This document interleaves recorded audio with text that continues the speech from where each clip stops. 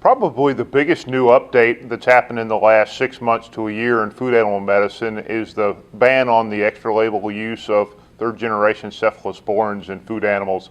So the FDA passed a new rule where you cannot use third generation cephalosporins like Ceftiofur in an extra label manner.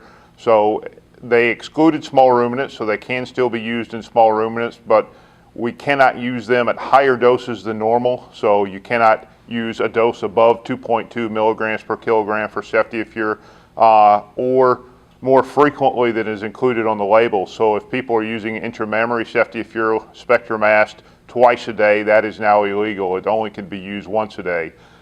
You can still use it for extra label indications, so if you want to use it for something that it's not approved for, that's fine, but it has to follow the label instructions. So that is probably the largest class, or certainly one of the largest class of drugs used in veterinary medicine, and that ban has big implications for producers and veterinarians alike. So make sure you go through your treatment protocols for your herds and make sure they're not using third generation cephalosporins in an extra label manner.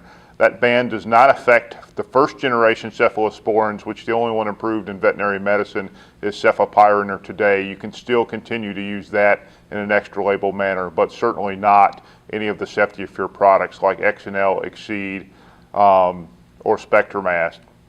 Another interesting new development in the last year is several new drugs licensed for the use of treatment of respiratory disease in beef cattle.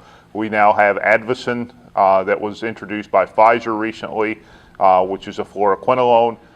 We have Zactran, which is gomithramycin, which is a very long-acting macrolide that lasts for about 10 days following a single dose. None of these are approved for dairy animals, but we do have very effective antibiotics for treating respiratory disease or pneumonia in beef cattle now. Another very interesting development is enrofloxacin or Baytril just got a recent approval for prophylactic use for dairy and beef calves that are high risk of developing respiratory disease. So now, in addition to using Baytril or enrofloxacin as a treatment, you can also use it for prevention of respiratory disease.